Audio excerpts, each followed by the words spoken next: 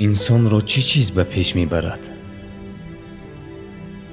آرزوی او. آرزوی من خوشبخت کردن آنهایی است که دوستشان می‌دارم. من عادت داشتم که نزدیکانم را هرچند از امکانیتم بیرون بود با فردای درخشان و زندگی آسایشته باور کنانم،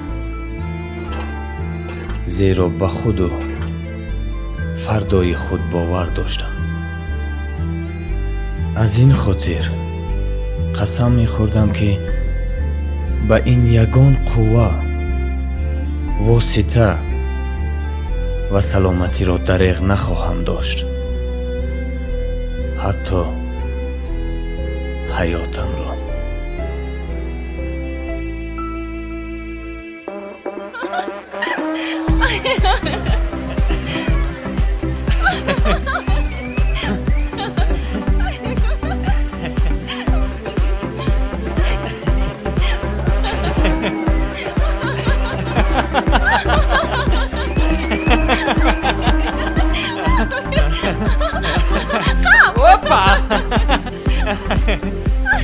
ایستا، اینجا بیا. اکنون تو از من گریختن نمیتوانی. من از تو گریختنی هم نیستم.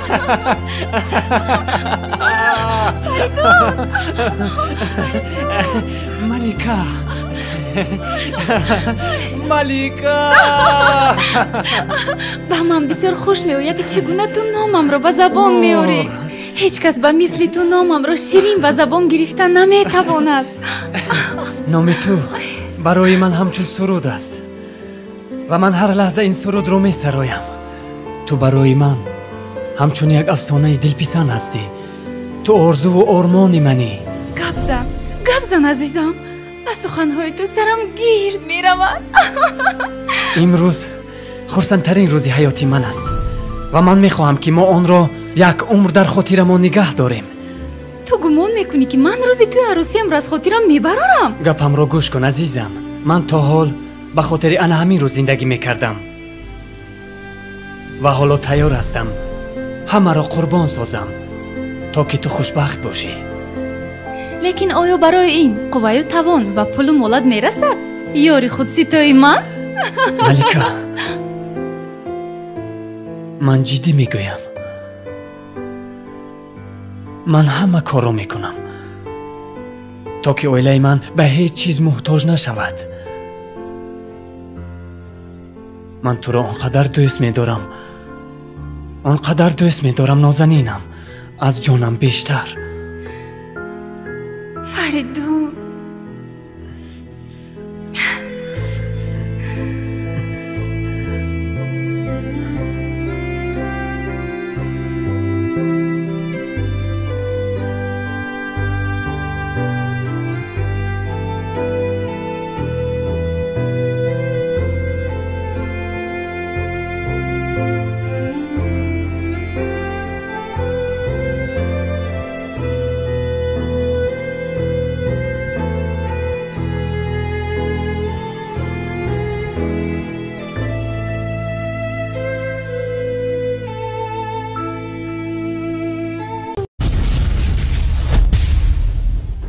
سلام علیکم، من حمید پویان هستم و شما را به چینل افغان پویان دعوت میکنم. در چینل افغان پویان مسائل سیاسی، مذهبی و نژادی اصلا مطرح نمیشه و ما بسیار پروگرام‌های جالب و دیدنی به شکل پروفشنال براتون پیشنهاد میکنیم.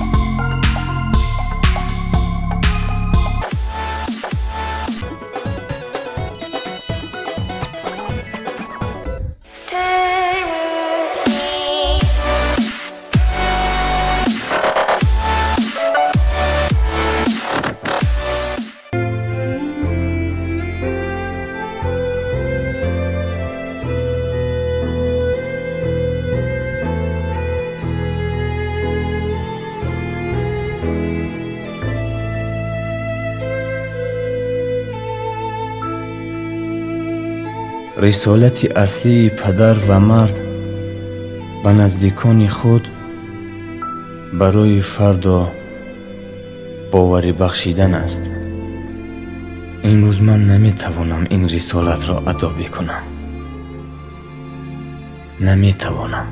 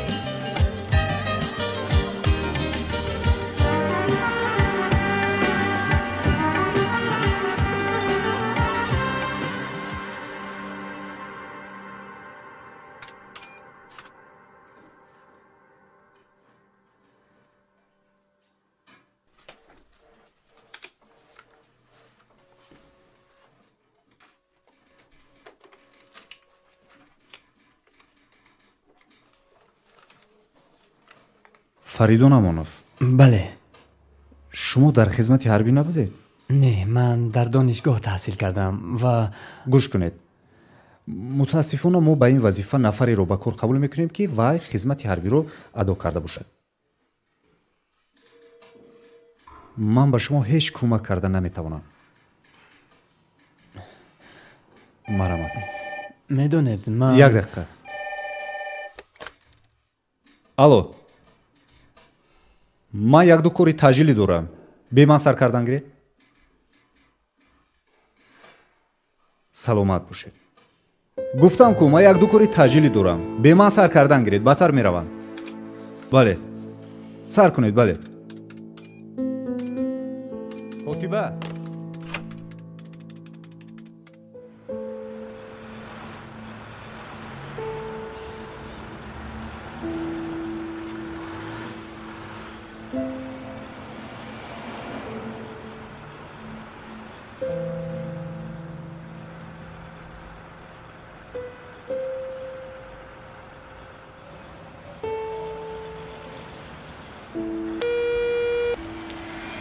الو.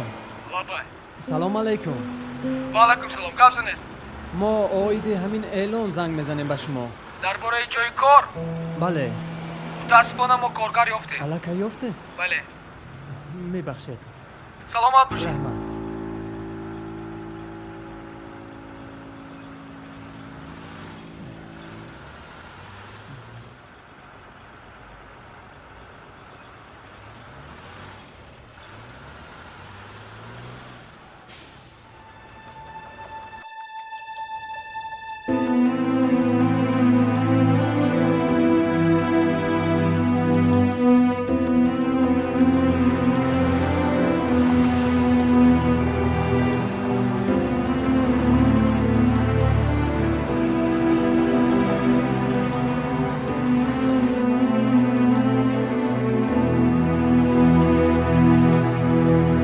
الو.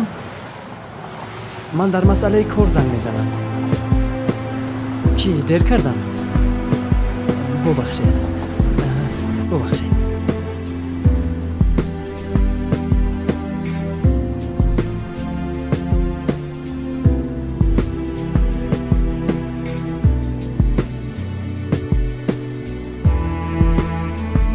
سلام ملیکا جان. سلام زیبا. چی حال داری؟ در کجاهایی؟ خوبم رحمت. در پیش خانه. وقت داری برای وا خوردن؟ با ماشین آمده خدا هم گرفته میبرم. در یگانجا میشینی؟ نه نمیتوانم. نه نگو ملیکا جان. زیبا جان این هوا چقدر سرد است. نمیتوانم. التماس زیبا یک روز با ماشین؟ نه گفتم کو یگان وقت دیگر. ملیکا جان گوش کن. خودت رو احتیاط کن. از من. من نرنج. خیر. هر گاهی که مرا دیدن خواهی خانه بیا. خب؟ مالش خیر. چی گفت؟ میگفت گوش کن زیبوسکا شاید از شهر بیرون گریزیم ها؟ چی میگویی؟ بنزینت میرسد. تو چی ها گفته سودایی؟ من 3 نقطه بنزین فروشی دارم. اوهو این خیلی تو با من بسیارتر معقولی. من رو به خونه ملیکه بردمون.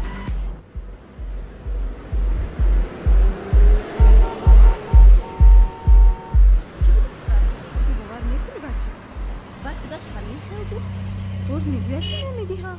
اینی نمیدیهم به خودم در کار بود. او دخترکا چیخه 50 56 62 زنگ زنید.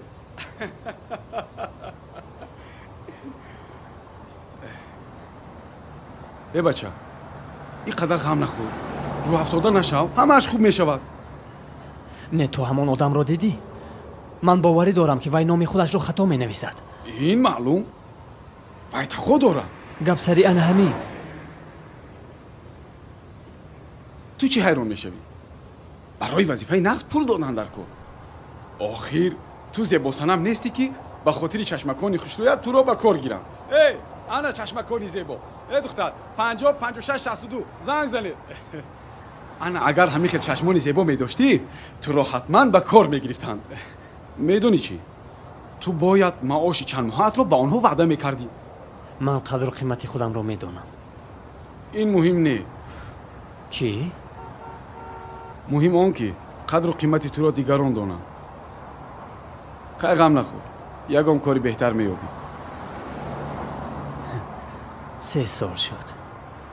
3 سال شد که من دانشگاه را ختم کردم. 3 سال شد؟ چه خیلی وقت تیز میگذاردم؟ در نظر تو تیز میگذرد. با چشم من همین خیلی مینماید که گویا همه جا شخ شده مانده است. خیر غم نخور. رو افتاده نشم. بر عوضش تو زنی بی‌بها داری. همه کار را خانه را سررشته میکند. پخت و پزش رو گوی. بچه جان. سلام بچه جونی من. سلام. شیرینی من. بچه جان با من چی آوردید؟ یک چیزه که با مزه آوردم. بچم چای گرم خوردی؟ ها. بچه جونی ما بی منزق نشدی؟ کنی؟ با من چی آوردید؟ گفتم که یک چیزی با مزه. کنی؟ حاضر.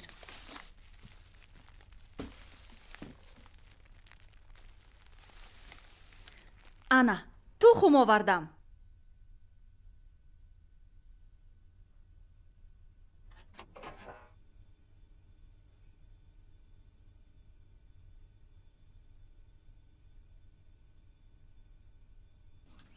چی آورده؟ با من چی آورده؟ چرا با من یکان چیز نآورده؟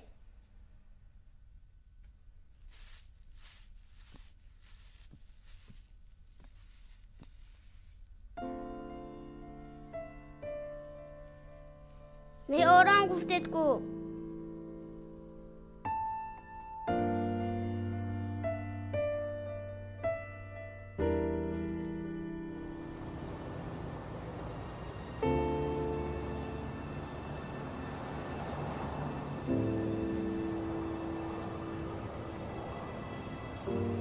تا کی این خیل دوام میکرده باشد؟ گوش کن. شاید به روسیه روی. آنجا کار بسیار. دخترها قطعی من روسیه نمی روید؟ نه با قیراقوم چی؟ خیر چی گفتی؟ با روسیه می روی؟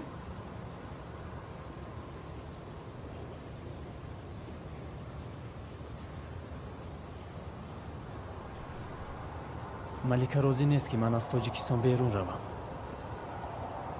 فریدون 3 سال گذشت. با 3 سال دیگر میگذرد. تو با این دیپلم خود پیش نمیروی اگر این کله خامت رو به کار نداری. عمری هم مکتبمون رو در یاد داری؟ کارچلان است. معلمان میگفتند که عربه کش میشود. من عمر بر این بودن نمیخواهم. با وجدان پا خوبتر و نغزتر خوبم میبرد. وجدان در کجا دیدی که آدمی بیکار خوابی راحت داشته باشد؟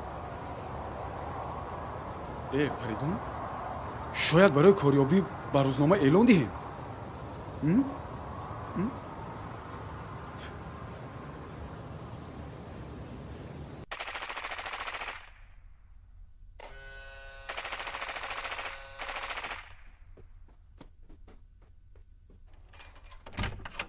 زیبا جونی عزیزا تو رو پیشواز گرفت. خاله زیبا.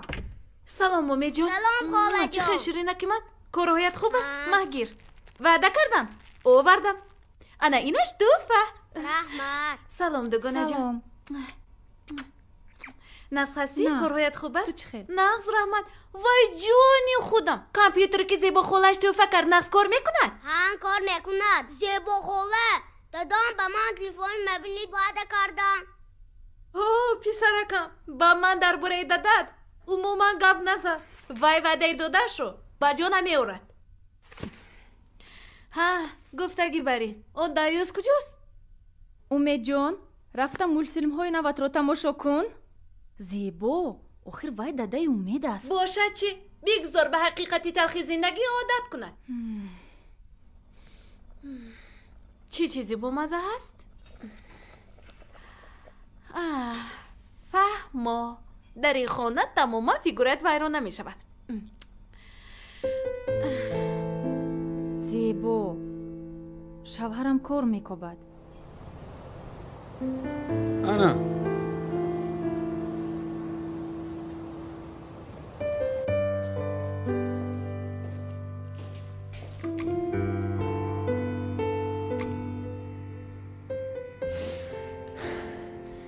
فریدون غم نخور. تو بر این آدمی معلوماتدار به همه در کن. فهمیدی؟ چی؟ ای شوهری تو بر این آدم با کی در کار در این زمان؟ من از جدا شو گفتنم مونده شدم. برایت یک شوی ارزنده میابیم.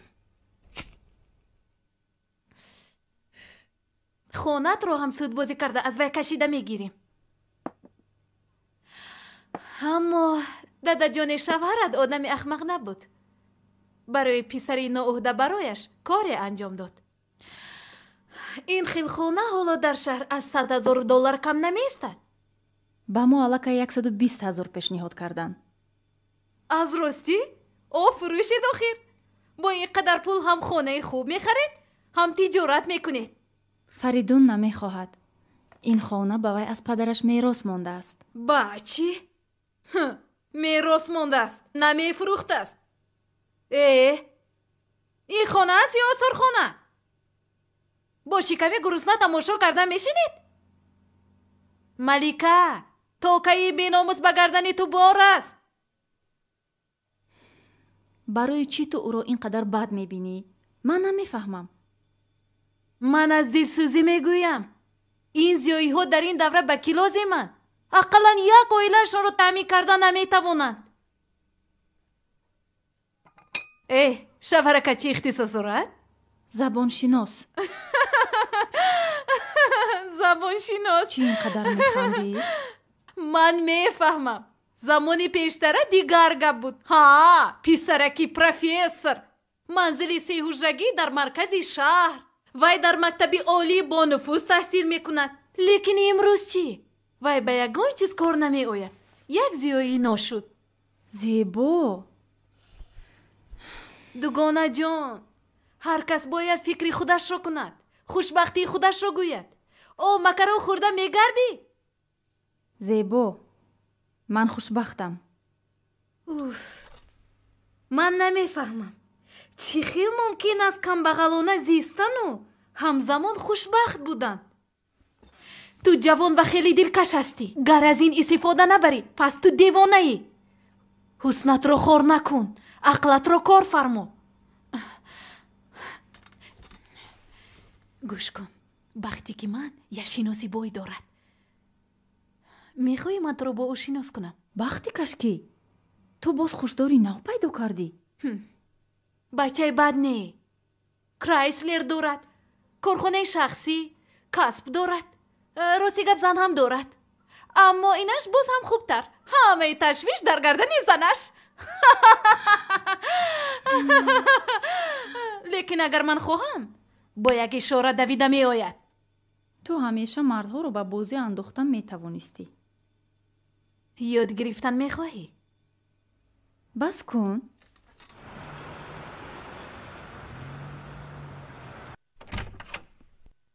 السلام علیکم بچه جانی دادا. السلام.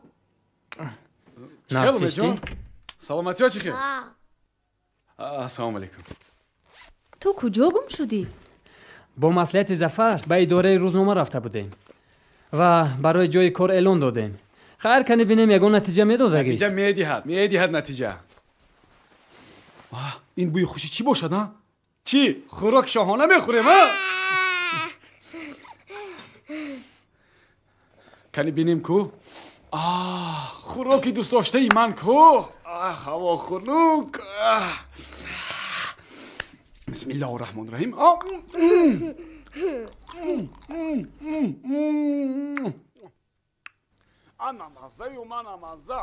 من چنان گرسنه‌ام که دستتان را شوید من خوراک رو میکشم. شاید اول من خوراک خورم و بعد دستم را شویم. من چنان گرسنه‌ام که حاضر میتونم تو را فرو برم. اینجا میام. گوش کن، همین را آوردن ضرور بود. ملیکا من زیبای تو رو طاقت میکنم کو؟ کو ضیافت شاهانه؟ یا اینکه من بچه شما را خورم ها؟ مهمان رو گسل کنی بعد گپ میزنیم. اون طوره که تو ظفر رو فکر میکنی بچه بد نیست، بچه بی ضرر.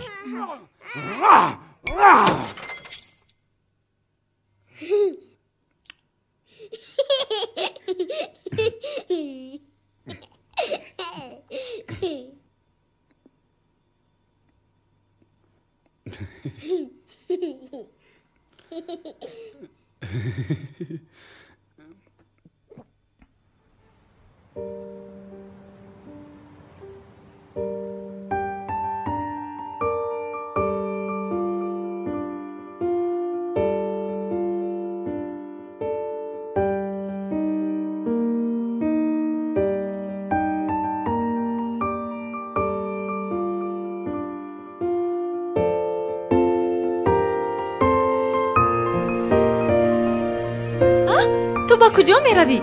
آنجا مهمان نترس، این زود انجام میابد عزیزکم. من پیشکی همش رو تیار کردم. چی رو تیار کردی؟ حاضر میبینی. ای آخر من نیافتم. آیسته. تو اینجا ایست، من حاضر. اینجا از همه جای بهترینی دوست داشته ای من و توست. این چی؟ من فکر کردم اگر ما اینجا سپاس گذاریم بهترین میبود. بیا این صدر رو همینجا میشینانیم. این بعد برای آمدن من و تو بهانه هست. چی گفتی عزیزم؟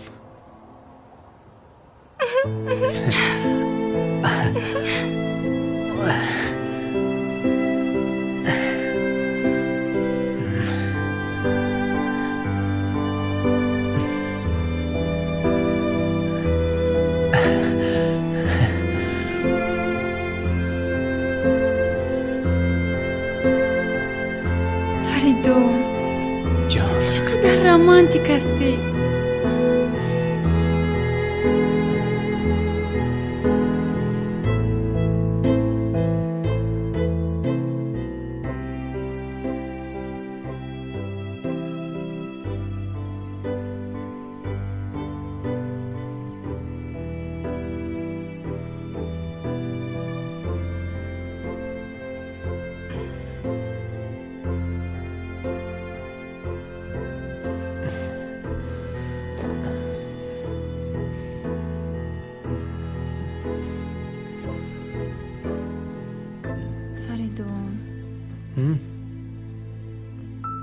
شاید من هم کار کنم.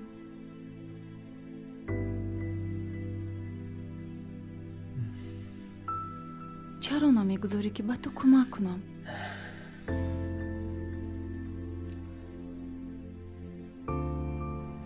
زیبا گفت که برایم کار خوب هست با معاش نقص.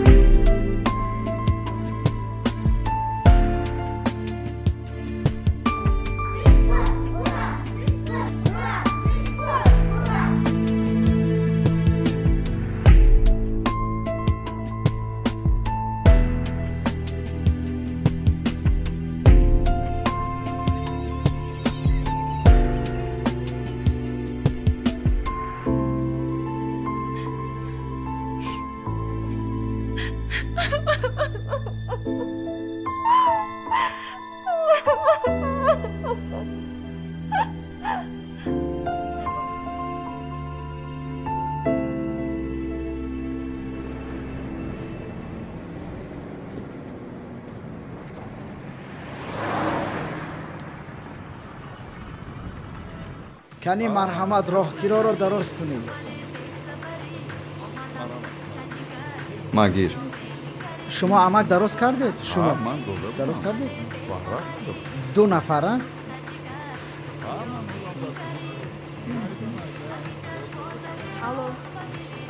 نظر من براه بر اومدم اومده ایستادم بعدی 10 دقیقه میرسم مالش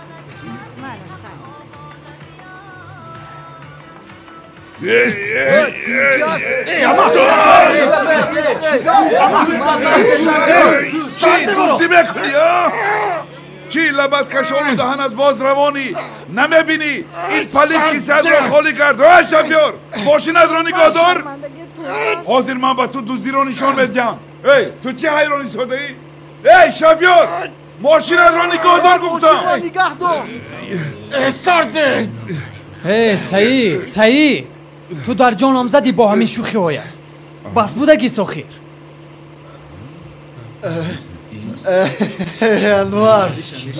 انور من هم تو یک شوخی کردم گفتم یک تو را هوشیار کنم تو همیشه در روی روز میخوابی گفتم یک هوشیار کنم دستش رو شکنه دمم دستش رو شکنه بیامان انور مرا شرمنده کرد توبه کردم من بعد این کارم رو تکرار نمیکنم شما یکدیگرتان رو میشناسید میبخشیدم عذر هیچ گپ نه اما چالاک بودی گوشتگیری چی دستم رو قریب شکستی شرمنده شدم اما بچه‌ها میبخشیدم عذر خندتان را زنید اما با شما مدال دادن در کار من مدالم بسیار من 40 سال باز در کلخاز پاسبان شده کار میکنم در همین 40 سال یگان بار در تریتوری ما دزدی شدگی نیست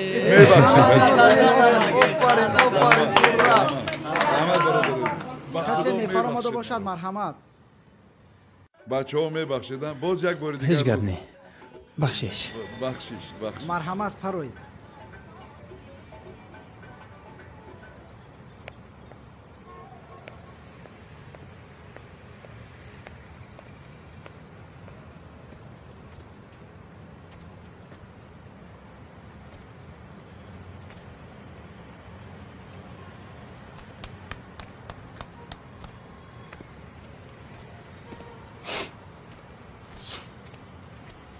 ای آشنا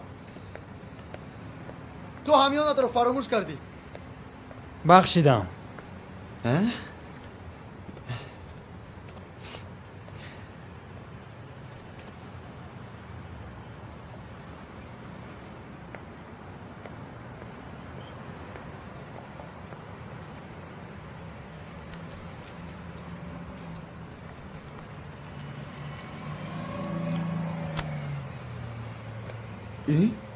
این خالی کو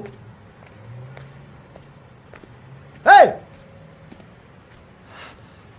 این خالی کو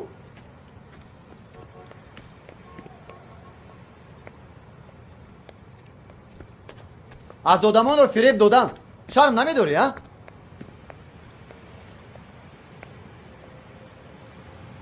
باز من گناه کارم نباشد کی من این بار رفت تو دیدی در آن اتوبوس چقدر آدم بود ها یک توده دهنیالا با کیسه های پر روان تو باشد چی ها مثل سوداگری پیری به خواستگاری میرفتگی برای خودت را آراسته ای با بالای این همیانی خواب خالی را با کیسه با تمام شهر به نمایش گذاشته ای فریبگر با آدمانی درست امکان نمیده که پول کار کنند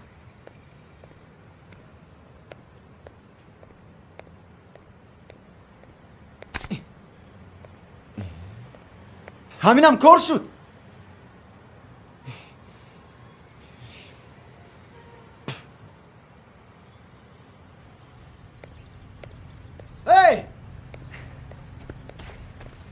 پارسا تو اکنون با این کارت چی گفتن میخوایی؟ همیانی خالی رو گرفتی؟ کم توقت میکردی؟ من در نشکون سون پول میماندم تو دوست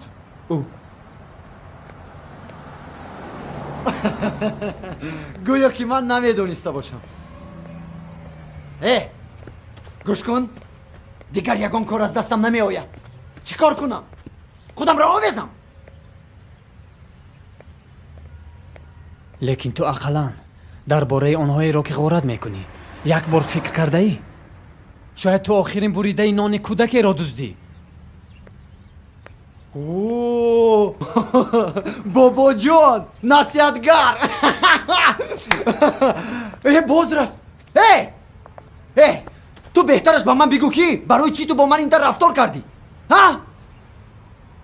من یگان مایده نمیفهمم که معنایش چیست گوش کن شاید تو خیلی دیوانه ای من به حال خودم بودم کیسه ها رو خالی میکردم غمی نداشتم تو از کجای پیدا شدی و بطه که پوستم در اومده سرم رو ویران کردی تو خودت کی؟ السلام علیکم و علیکم السلام خزید لبای؟ خزید کمپیرتون رو گرفته آن طرف رفته شینید خزید گیرید کمپیرتون رو از اینجا روید بله این بچه بی آداب بود است من به شما گفتم با کچه نبراییم من از کجا دانم اهمیت دادی بیا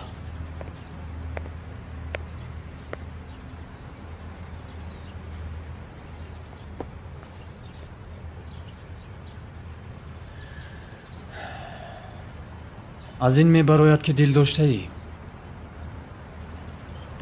البته دارم من هم آدم وجدان عذابم میدهد نه آدم این خوب است گوش کن گوی که تو کیستی من هم آدم نه من این رو نپرسیدم برای چی تو با من این طور رفتار کردی من دوست کو همیانی تو رو دوست دیدم من میدانم نه برای اون که همیان پول نداشت اگر اون پول هم میداشت تو همین طور رفتار میکردی نمیدونم شاید همین خیل برای چی؟ من خواستم نیکی کنم تو رو نجات دهم نجات دهی؟ از کی؟ از اونها؟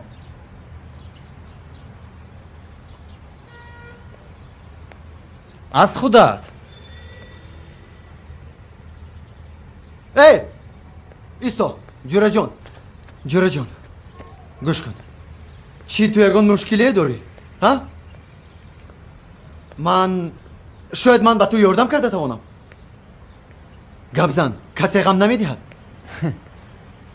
من جدی گفته ایستادم گوش کن من میبینم که به تو کمک لازم است گوش کن وقتی که تو در اتوبوس با من اینقدر رفتار کردی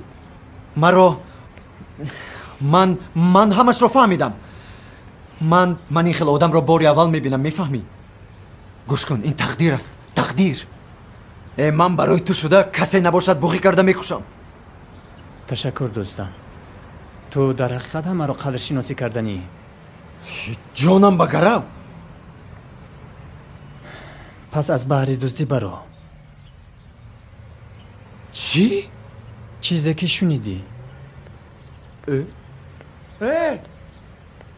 تو میخوای که من از بحری دزدی برایم؟ پارسا آدما شما شنیده این بچه دیوانه است دیوانه من در فهمیدم که با تو یک کمچین نمیرسد تو آدم پرره نیستی فهمیدی؟ تو وعده دادی دانستگی کی؟ من؟ کی؟ قسم خوردی من وعده دادم که با تو کمک میکنم تو باشه چی؟ شرطی من همین لیکن اصلا چیزی که میخواهی همون را کن پارسا ایستا گوش کن اینش را چیکار کنیم؟ این از آن من نیست. البته از اونی تو نیست. احمق. بچه ها میبخشیده حضور. این از همون بقیه است که قریب دستی من رو شکسته بود. میفرمایی که روی وی رو هم نجادیم ها؟ باز رفت. ای گوش کن، اقلا نامت رو گوی. نامت چیست؟ همون خیلی که تو هستی آدم. چی خیلی آدم؟ گویا درونی من رو بیرون کرد. چی گفته با کیسه و دست دادم؟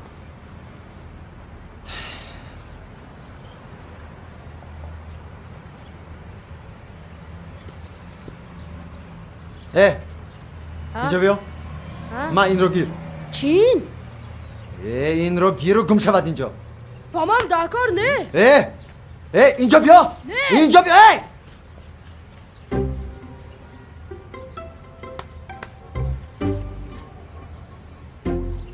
امروز چی روز بود؟ فقط آدمانی حلال وا میخورن. کنجو کنار شهر از آدمانی پاک پر شده است.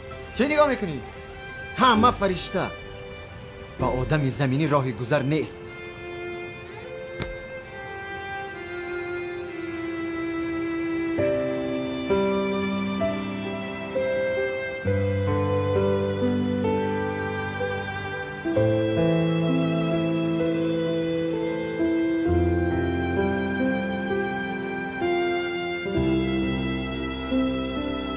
یگان خانه مثل خانه شما نیست. 3 ماه می شود که من می آیم و می روم. منی موی سفید را این قدر آواره میکنی؟ پولی برق را می دهید یا نه؟ خودش اینجا چی گفت؟ من از شما پرسیدنی که چی گفت؟ سلام علیکم. سلام. کی پولی برق را می سپارید؟ 3 ماه است که از این خانه یک دیرم نمی روید. تو کی از راهبریت من از برای شما گپ میشنوم؟ تو کی؟ اکا مغال نکنید. اویسته تر گپ زنید. میدهیم آخر. میدهید؟ این افسانه را 100 بار شنیدم. گپ همین. یا خودی حاضر قرضتان را میسپارید یا که من شما را از برق محروم میکنم. تمام. حقوق نداره. در اینجا آدم زندگی میکنند. فصل سرما است. آدم زندگی میکند؟ اگر آدم میبودید فکری دولت را هم میکردید. تا جایی که من میدانم شما اندازه خانه را هم نسپرده اید. اکا اینش کاری ماست. پول را میسپارید یا نه؟ اکا میسپارید یا نه؟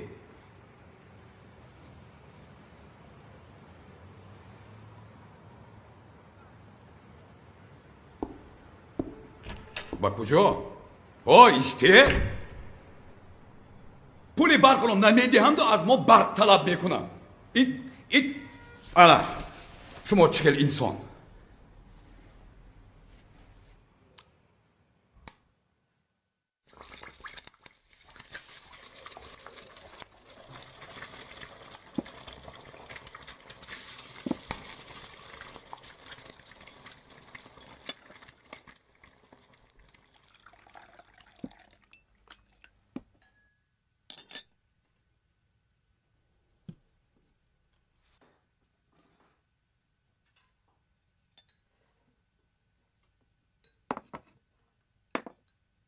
برای ناشتای امید چی موندی؟ حقش رو موندم. تو خور. خواطر نشو. ملکه چی موندی؟ موندم گفتم کو.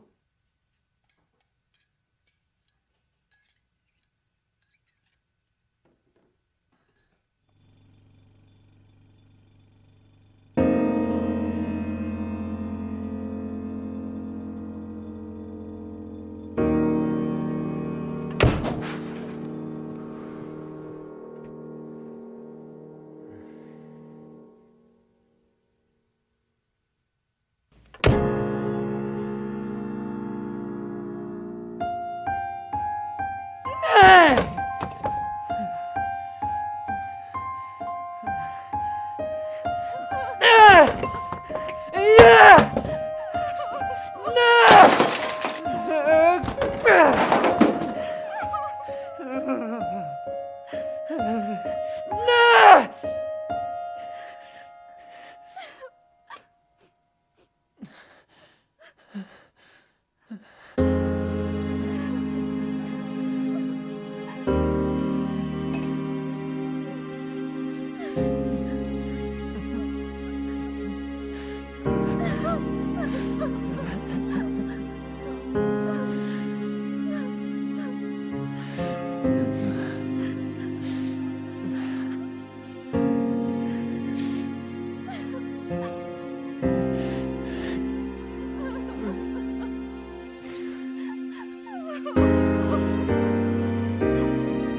من همه کارو میکنم تا که اویلای من به هیچ چیز محتاج نشود. من تو را اونقدر دوست میدارم، اونقدر دوست میدارم نازنینم، از جانم بیشتر. فریدون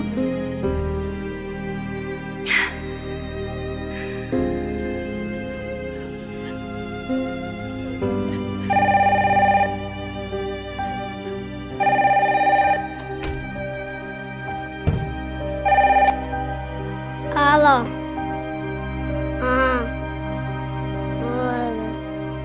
اوچه اینجا درباره کدام اعلام میپرسم. الو ها من اعلان دادم. سلام علیکم. خیلی خوب. نام من فریدون. ها هست. ها میتوانم. من به همه کار راضیم. من 28 ساله زن و فرزند دارم. بله در شهر در خود مرکز زندگی میکنم. البته میتوانم. خوب کجا؟ یک دقیقه من نوشته گیرم.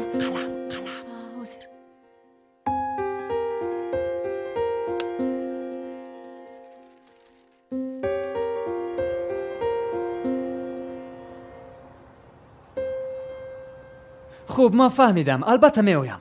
میلش تا دیدار. رحمت. ها چی؟ نمیدونم. راستی گپ رو گویم نه همش رو فهمیدم. یک زن گفت که شرط و شرایط کار رو روبرو میفهماند اگر من با او موافق آیم.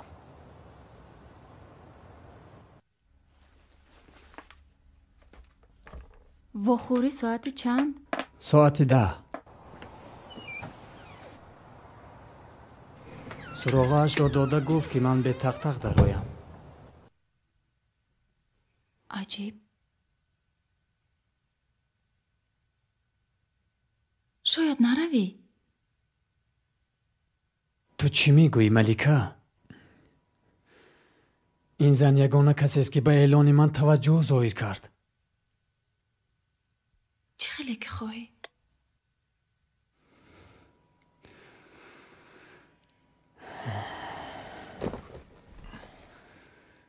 ملیکه من به همه کار راضیم.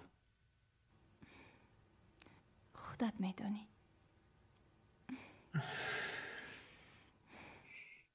ستاره؟ ستاره؟ من اینجایم. بالا برایت.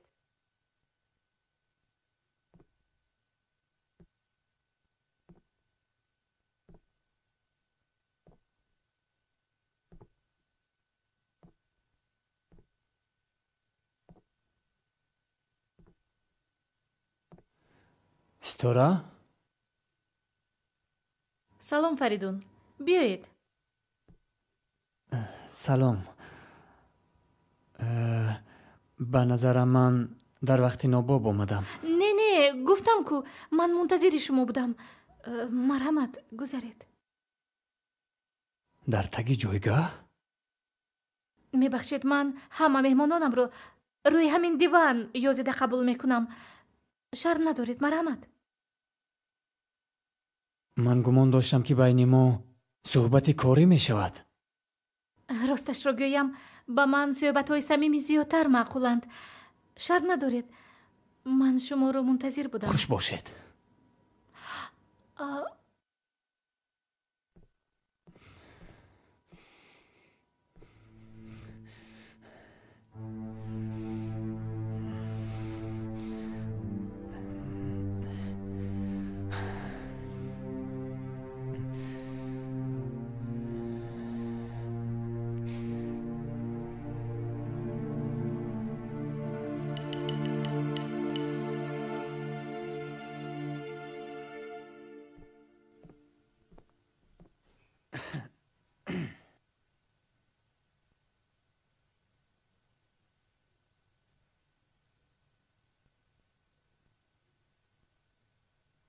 شما تصور میکنید زنی رو که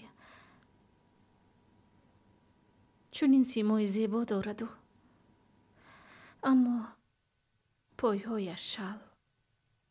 ببخشید چی گفتید؟ من تمام حیاتی با شورانه‌ام را همین خیل در جایگاه گذرانیدم.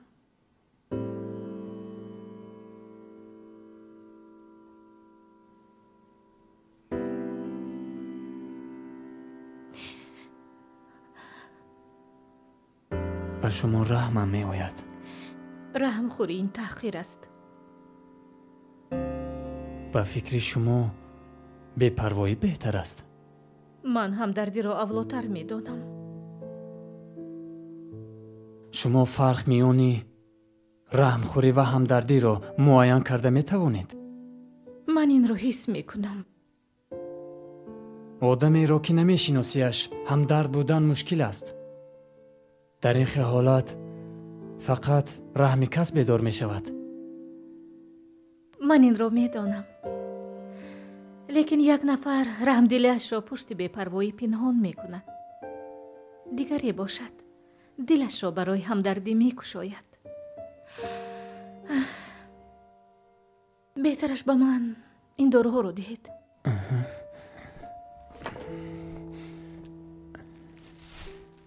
مرحمت. تشکر.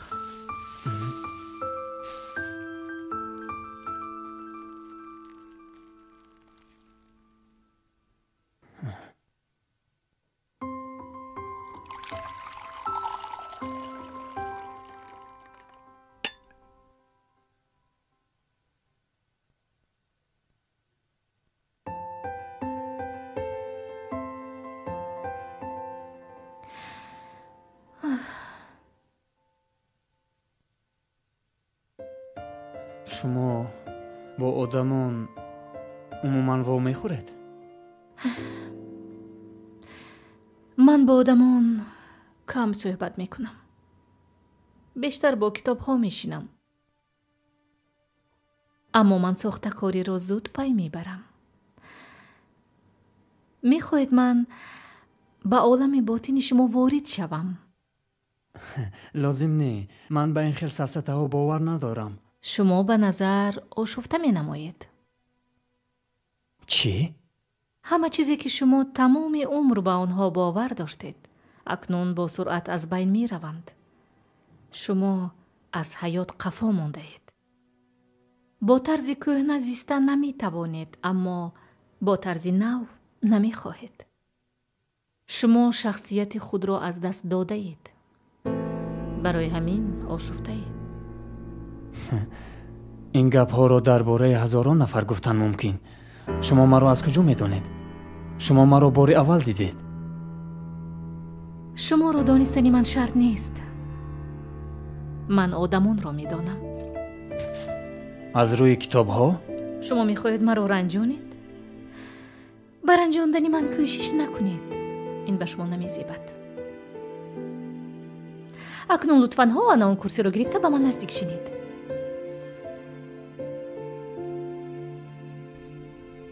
این مناظره خرد را مقدمه شناسایی همون می حسابیم.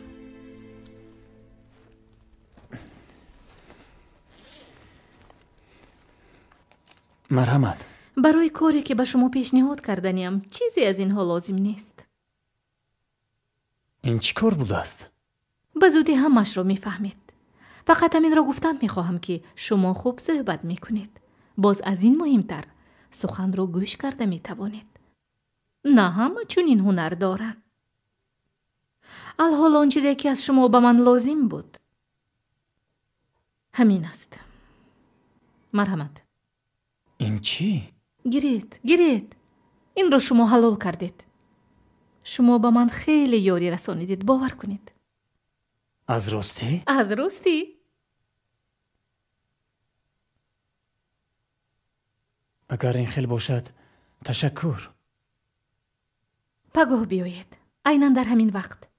من منتظر می شوم. تا بازدید. خوب تا بازدید. بار دیگر تشکر. خوب روید. خداحافظ.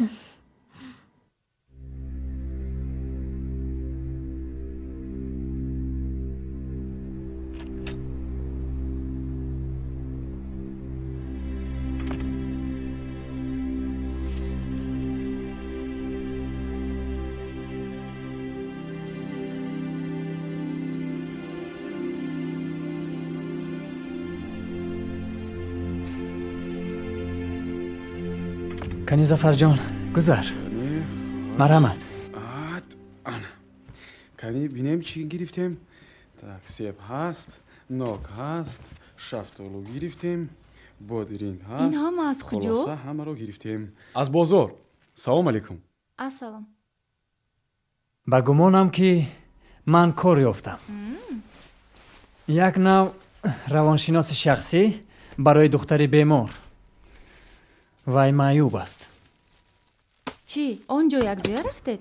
نه تصادفاً در راه خانه واخوردیم فریدون به من نقل کرد خیر با من هم نقل کن عزیزکم چی گویم؟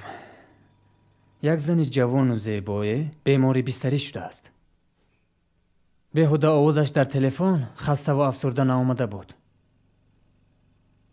با گمانم که با وی یک آدم هم تو برای چغچغ لازم بیچاره لیکن وی نمیخواهد که کسی رحمش را خورد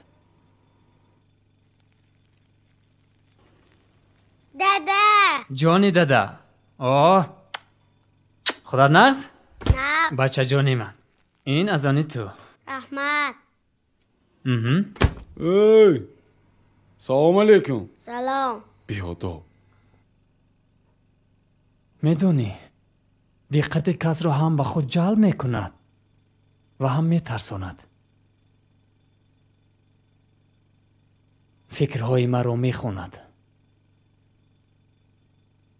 راستی گپ برای خواندن فکر مردها مهارت مخصوص در کار نیست زن این گپی دیگر خواندن این کتاب دشوارتر نه درست زنها بسیار مکانیزم مرکب بسیار خیر زنده باشه میبینیم که وی چخیل غیب دام بوده است و کتابش چخیل خوانده میشود مهمش آن که نهایت آدمی را یافتی که قدر تو را شناخت عزیزم دادا با من اکنون تلفن موبیلی میخرید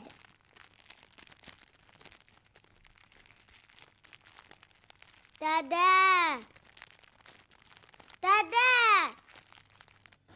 امید جان بچه جان طاقت کن همش نغز می شود کای شما با من وعده دادید گو بچه هم رفته بازی کن با دادت خلال نرسون شما با من هیچ چیز خرده نمیدید فقط زیب و خلام خرده میدید امید کنی اینجا بیا ایستا فریدون ایستا میگویم در همین جا می ایستی تا وقتی که با پدر و مادرت گپ زنی را یاد نگیری فهمیدی؟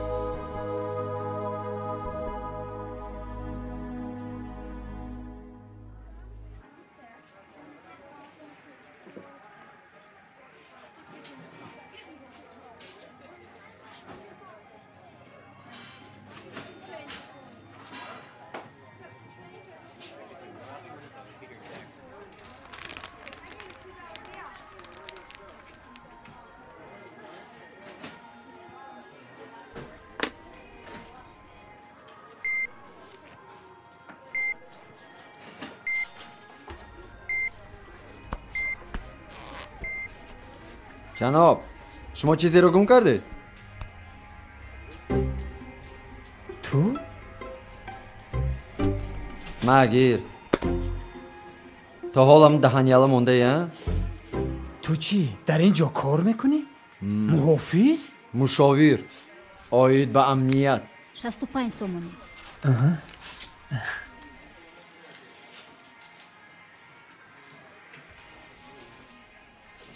رحمت نخواد که تو با خالد ایستاده باشی ها؟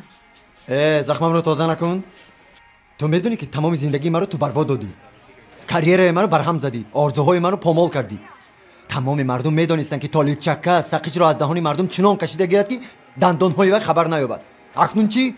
برا چی؟ با تو پاک وجدانی معقول نیست؟ ها؟ بیا مان. پس تو طالب همین خیل؟ نامی من فریدون. شناسایی با تو با من بسیار ضرور. باز خرسند هم میشوی ها؟ در حقیقت هم من برای تو خرسند. حیاتی من هم تغییر یافت. نخود با تو هم یه کس یاری رسون؟ راستش رو گویم ما با یکدیگر یاری رساندیم. در عالم واقعا هم آدمان نیک هستند. تو خودت رو در نظر داری؟ گوش کن میخوای یک جای نشسته صحبت کنیم؟ ضیافت از من؟ تشکر. پیوه میزنی؟ نه تشکر من عموما نمی نوشم. انا گپ در کجا بوده است؟ معلوم شد که این بدبینی تو به خوشبختی دیگران از کجاست. فقط مجبور نساز که من هم نوشیدن رو پرتویم. من میدونم که تو چه خیلی آدمی. 2 لحظه نگذشته من رو برای خطی پارسان داخل میکنی. گوش کن طالب من کم ترک شتاب دارم. باز میایم صحبت میکنیم. خب چی؟ ایرو از اینجا؟ احمقت رو یافتی که با تو لقیدشی نه. طالب من حتما میایم. اگر دوباره دیگر اینجا بیایی من واقعا پارسا میشوم. خب مایلش نغزمون.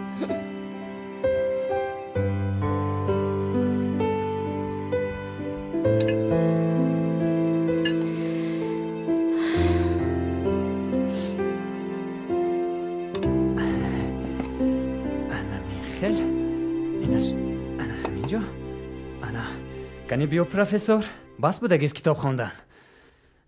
کدام روز پروفسور دیوانه شده نمونی. کتابخانه هم یک معیار خودش رو داشته گیست. کنی بلیشی گرم رو میخوریم انا بعد از پی کار.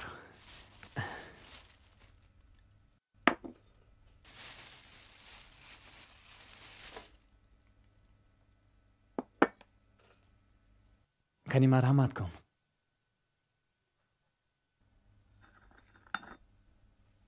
تو زنت رو دوست می‌داری فریدون؟ البته. او چی؟ برای چی درباره زنم میپرسی؟ هم تو گفتم اهمیت نده.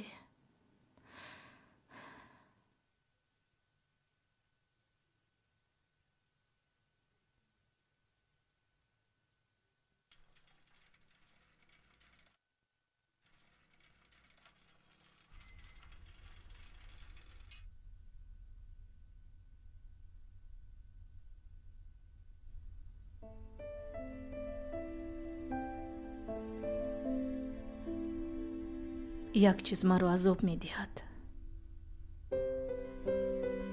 این محبت است.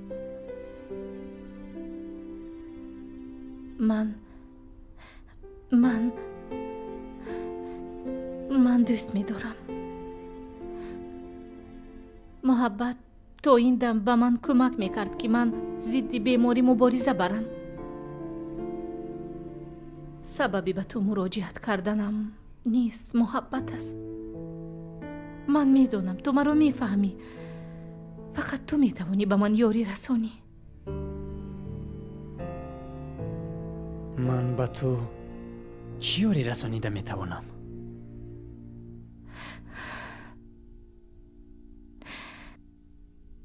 من میخواهم که تو یک نفری رو بکشی. چی؟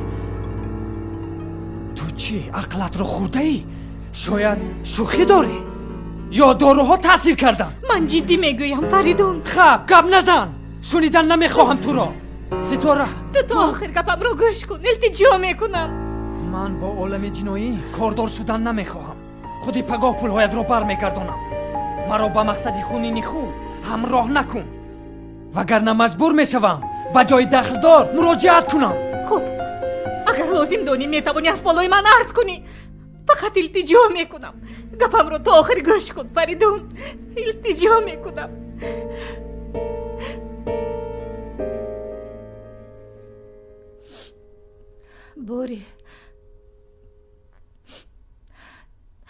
باری تو گفته بودی که من آدمی با عقلم، با اندیشم. این در حقیقت همین خیل است. من بسیار فکر میکنم و با این خود را نجات میبخشم.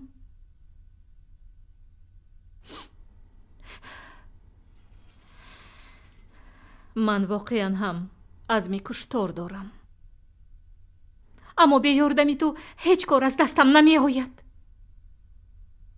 من میفهمم این وحشیانه صدا میدهد. بله، این وحشیانه صدا میدهد.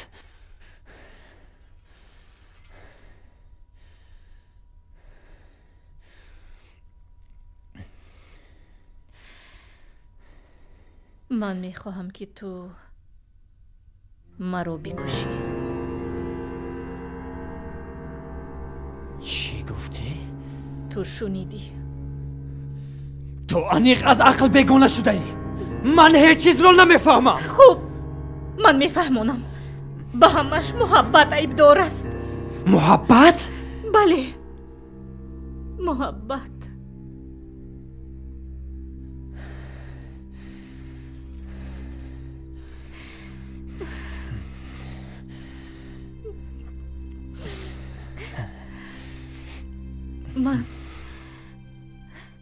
من به اندازه دوست می‌دارم. پدر و مادرم را. برای من خیلی دشوار است دیدن آن که هستی من برای آنها چقدر غم و غصه می‌آورد. من یگان آینده ندارم. در پیش مرا فقط درد و رنج انتظار است. من میخواهم که این درد و رنج به آخر رسد. میفهمی؟ به آخر رسد. میفهمی؟ من تا این لحظه تو رو زنی با عقل میشمردم، اما حاضر به نظرم من با یک کودکی به عقل صحبت میکنم. فلسفه نخون. من از نیتم نمیگردم. همش علکه حال شده است. تو فقط به من یاری رسان. اگر همش حل شده باشد من چی یاری رسانم؟ من سنجیدم اما جسارتم کمی کرد. فریدون آخر خودکشی این گناه خیلی وزنین است. میفهمی؟ از این میبراید که تو میخواهی این گناه را یگان آدم دیگر به گردن گیرد. من پول میدهم. خیلی پولی کلان میدهم. پول میداده است. ای وجدان پاک از همه پول و مال بالاست.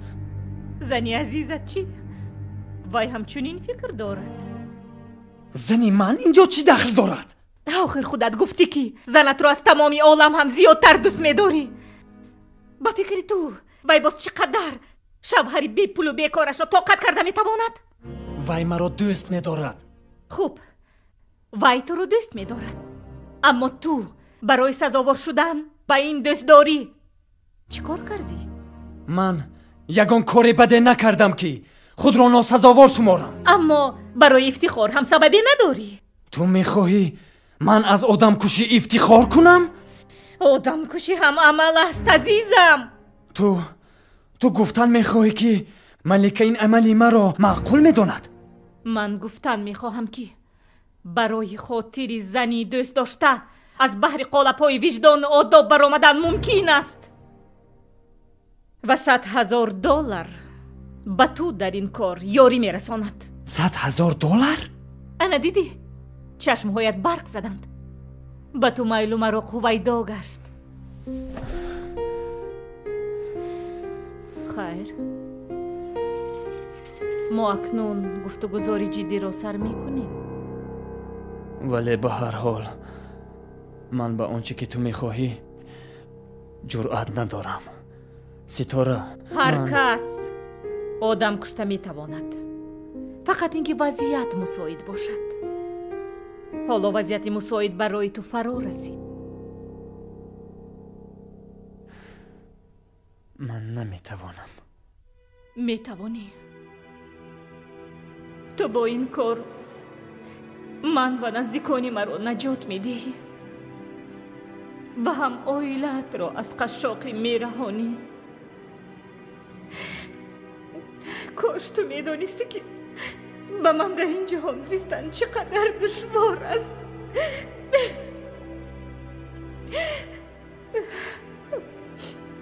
اکنون را درباره پیشنهاد من فکر کن. زنگ زن. من انتظار می شوم.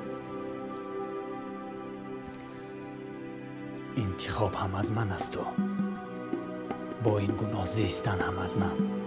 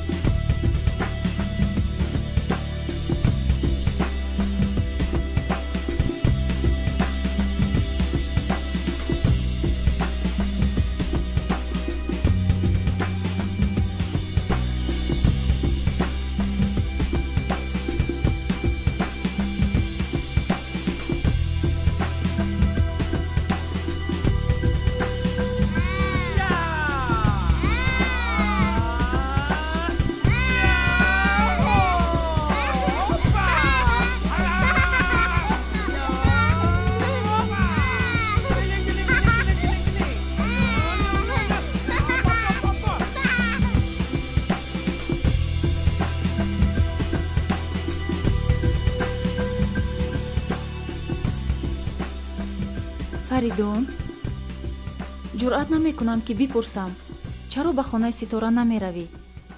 گنجی است؟ همه‌اش خوب است. نباشد چرا خاطرت پریشان؟ مرا خواطر میکنی.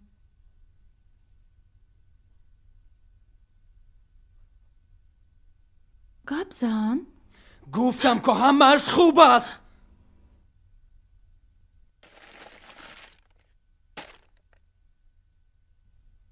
میبخشی، من فقط خواستم پرسم. ملیکا!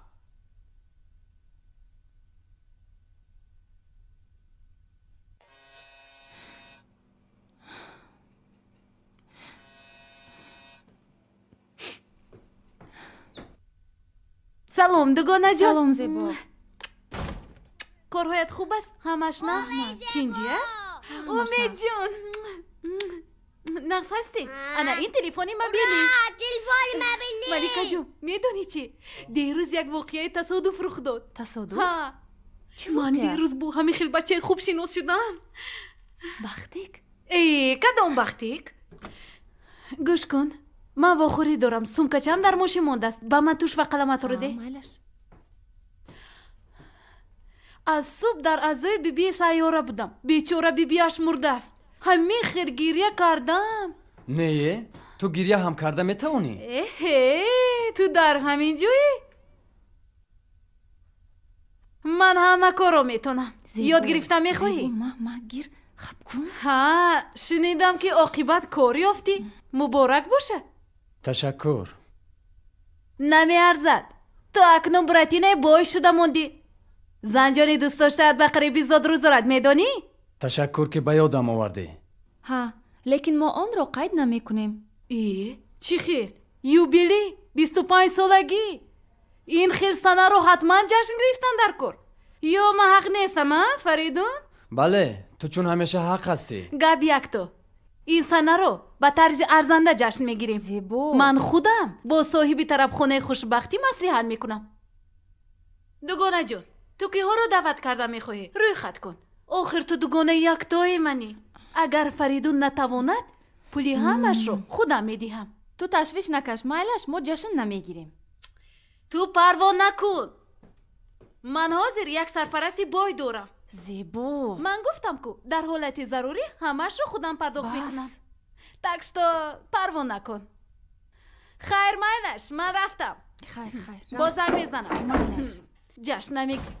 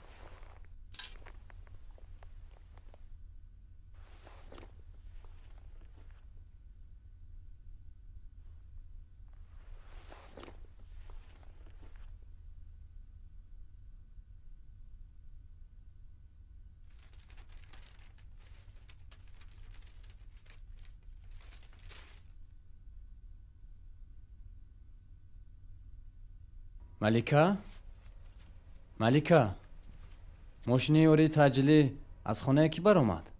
یوری تجلی؟ نمیدونم. این چی؟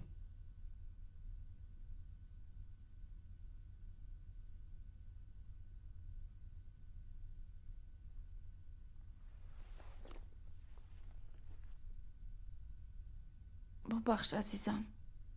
این چیز به تو میگویم. دلم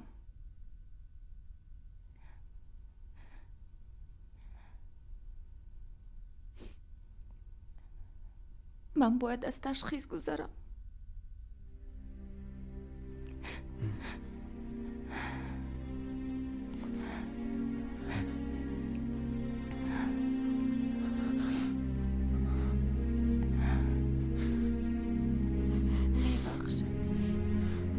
میبخشی.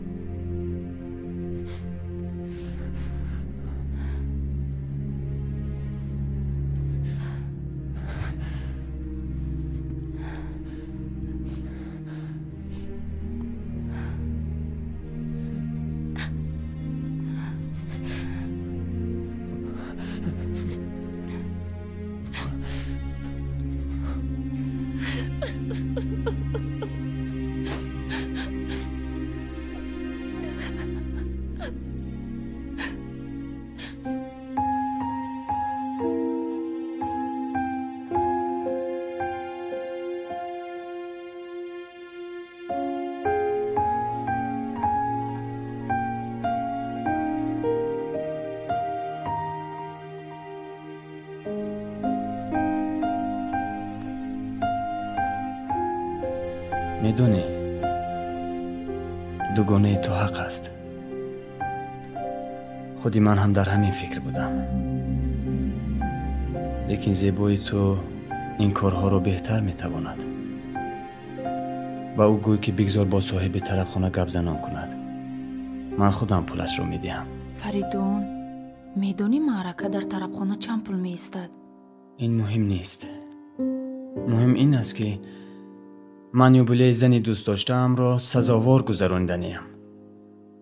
تو با این میارزی، لیکن تو باید اول از تشخیص طبی گذری. فهمو؟ تو بهترین مردی.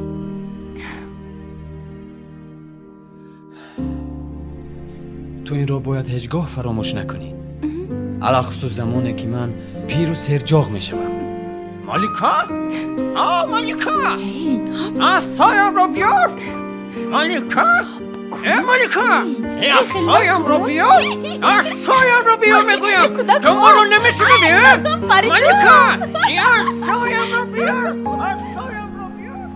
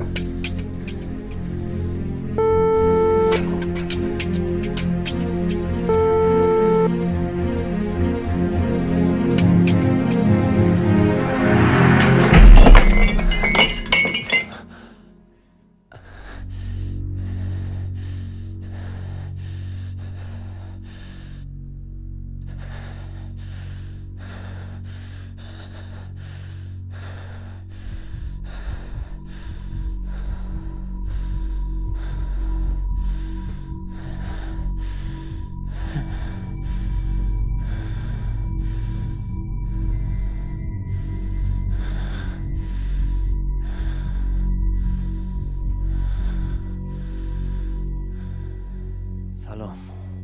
از دیدارت شادم.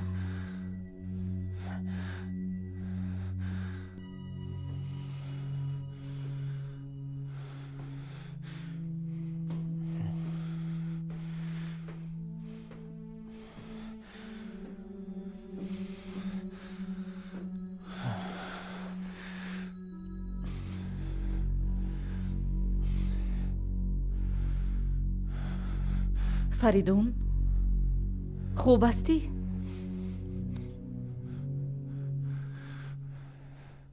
من روزی. خدا را شکر. وقت رو بیهوده نمیگذرانیم. چی گفتی؟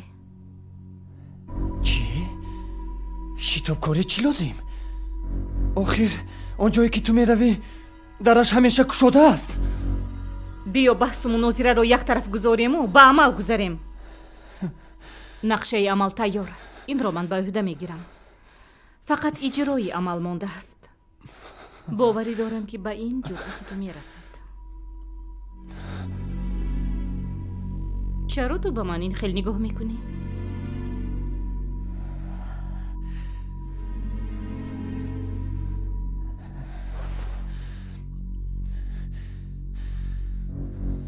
باورم نمی آید. نخواد که این حادثه با من روی داده ایستاده است.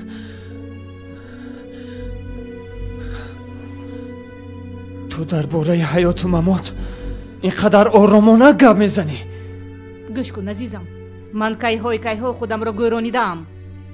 بنابراین بیا این لیریک را یک سویمان. عادتاً همراه من یک زنی پرستار میشیند. پرستار؟ بله. نخود تو فکر کنی که پدر و مادرم مرا در این حالت تنها میگذارند. رفت آمدهای من چی؟ آخر من در اینجا یگان بار یگان کس را ندیدم. این یک قسمی نقشه من بود. من چندین پرستار زنی پیشتره را مخصوص از خانه راندم. با پدرم گفتم که آنها به من معقول نیستند. بعد خواهشم را گفتم که خودم برای خود پرستار میکوبم. از روی اعلان. و تو پیدا شدی. من گفتم که هنوز پیدا نکردم. همش باید همچون غارت و کشتار تابد. پیش از واقعه من میگویم که یک دختر برای صحبت می آید. تو اینکه بعداً تفتیشات برای خطا غلطد. تو نقش غارتگر را میبازی. پولهای را که من تیار کردم میگیری، عمل را اجرا میکنی و تمام.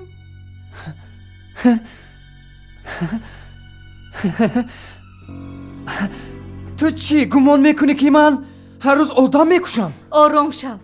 تو میتوانی مرا با بالشت بوغی کنی. نه، نمیشود. تو دست و پا میزنی. مایلش.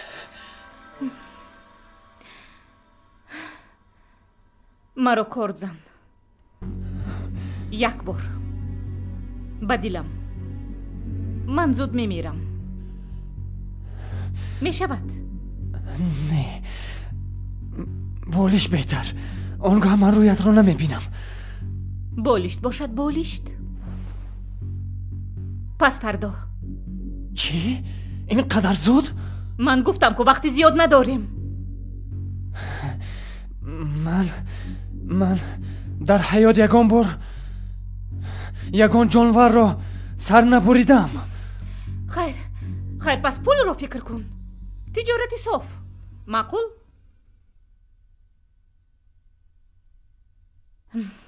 خیلی خوب. تو همراهت از پاپای ضروری رو میاری. چی خیلی از بابا رو؟ برای فریبی نظر. تو باید جوان رو بیکوبی، بیکشایی، پول کوبی، تمامی خانه رو چپه و راسته کنی. پول رو من زیر بالیشت میمانم. پول رو گیر، کار رو اجرا کن و گریز. پگاه وقتی تو برای تیاری صرف می شود. روزی دیگر من و تو آخرین بار یکدیگر رو می بینیم. بعد از این حیاتی نو سر می شود. من از همین می ترسم. من چیزی دیگر رو در نظر داشتم. حیاتی نو یعنی حیاتی به مشکلات مادی. این وقت است که تو خوابی راحت می روی و فکر نمی کنی که برای روزگذرانی از کجا پول یابی. این وقت است که تو از زنت، از فرزندت، از خویش و بیگانه متهم نیستی. این حیات به خاطر حیات است. من بسیار چیز را قربان می کردم که در جای تو باشم. من همه را برای وضع آن می دادم که از هسته تو بخبر باشم. من کم بی‌ذات بودم، لیکن خوشبخت بودم. گوش کن. من می توانم پیشنهاد خود را پس گیرم. با جای تو خواهشمند کم نیست. سخنی آخرینی تو. ها یا نه؟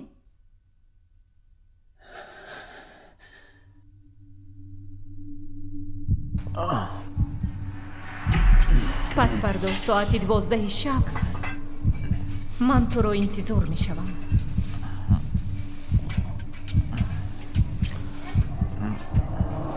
مرحبا.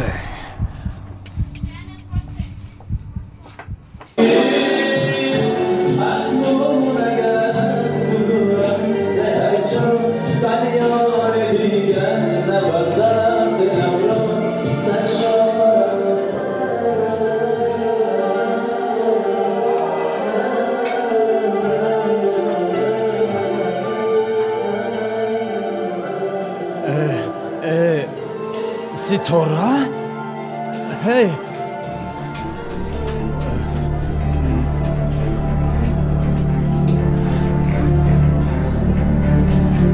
ستاره؟ ستاره؟ شما با من؟ ها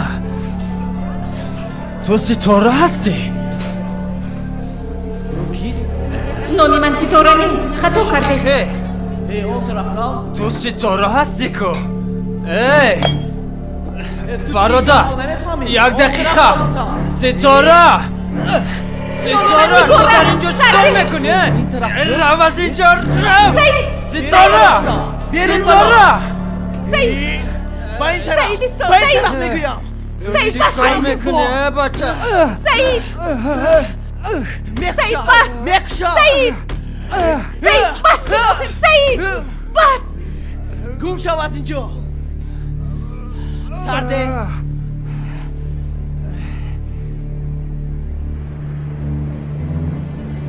ایستد.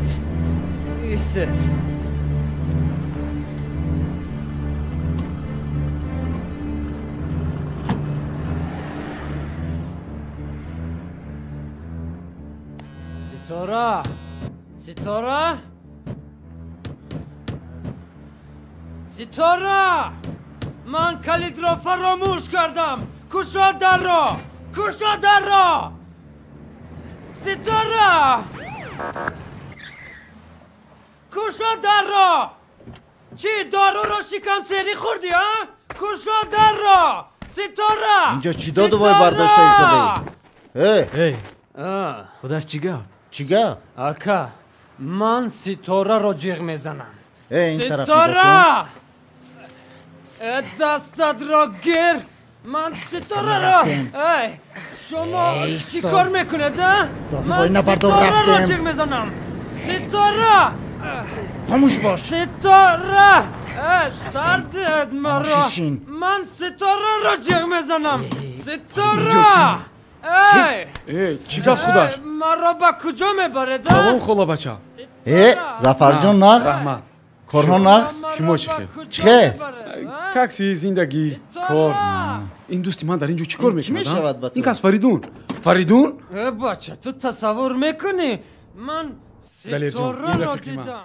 ترتیب جمعیتی رو وایران کرد با ما زنگ زده گفتم یک دم صبر کنه دیلتیموس خواهش میکنم رفیقی من است هم سینفیم دلیر جان سر دهید تو خونهش برده میمونم من به خاطر تو سر میدیم لیکن وعده ده که تا خونهش برده میمونی مایلش یک دم ایسته در طرف خونه کنی بیا فریدون بیا باور نمیکنم رفت فرو زفر برادرم دلیر جان تشکری زیاد من خدمت به تیار خب مایلش خاموش حاضر در واقع ما رو میبرن پیش درو یک گذرچینه ده شما کنی گذرچینه انا آیستا حاضر برده میرسونم گفتم کو اینقدر شما بتوقت یک برده میرسونم گفتم برده میرسونم اینقدر شما بتوقت من رو با کجا میبری زفر چه در رو تاقا میکنی تو من رو فهمیدی زفر گوش کن من ستاره رو دیدم نه تو من رو کم فهمیدی نه تو من رو کم فهمیدی حاضر من پای افضلت رو کشم تو تصور میکنی که من ستاره رو دیدم سلام ملیکا چی گپ شد بهتر از با او سحری گفتگو کن خب کجا برم خونه درآ ملیکا تو تصور نمیکنی که در آنجا چی روی داد دراز کرد خب تو پگاه من رفتم خب چی گپ شد شما در کجا بودید نمیدونم چرا شما با من باور نمیکنید ببخش روید عجیب با هیچگاه عرق نمی نوشی هیچ کس با من باور نمیکند ملیکا گوش کن تو تصور میکنی که من وی رو دیدم ستاره رو دیدم چرا شما با من باور نمیکنید ای خدایا چرا اینها با من باور نمیکنند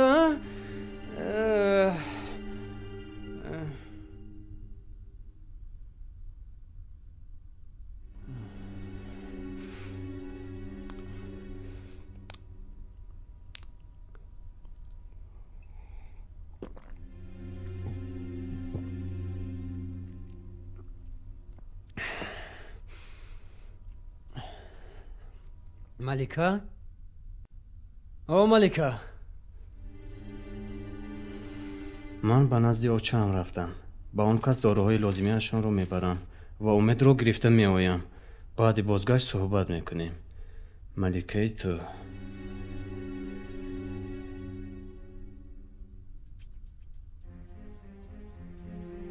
ستاره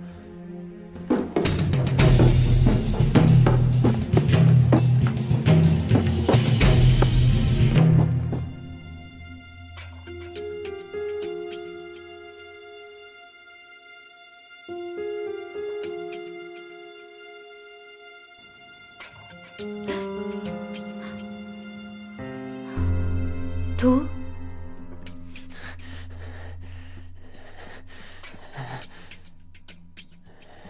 ستاره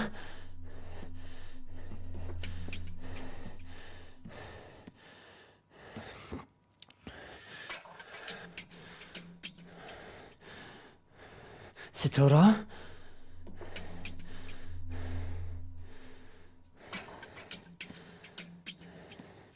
ستاره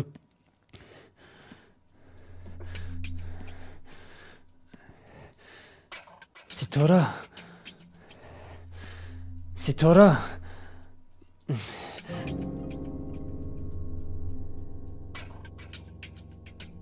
ستاره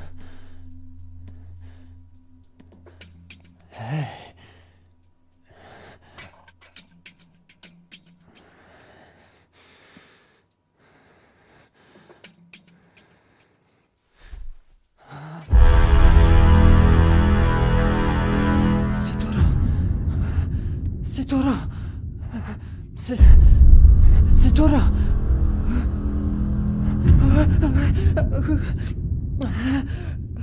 ستاره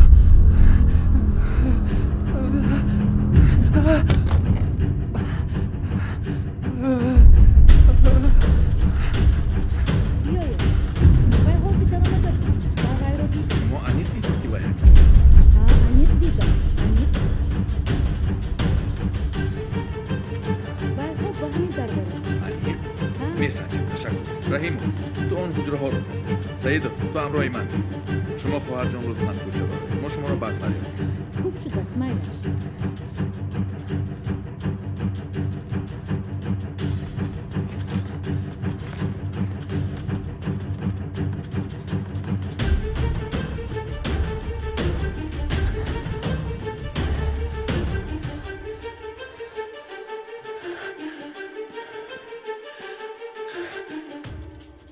من کاپیتان زوبای سعیدов با ما زنگ زدن شما کیستید و در اینجا چیکار میکنید؟ من